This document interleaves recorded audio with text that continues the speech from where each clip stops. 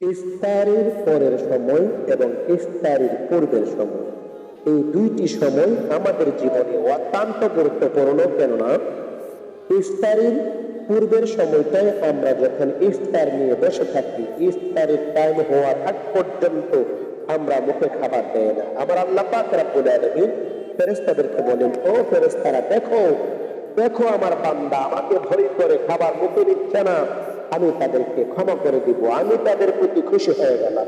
ইফতারির পরে আমার আল্লাহ পাক রব্বুল আলামিন অনেক জাহান্নামীকে জাহান্নাম থেকে মুক্তি দেয়। কথাগুলো আমি বলি নাই, কথাগুলো আমি বলি নাই। ইবনে মাজাহ 1643 নম্বর হাদিস।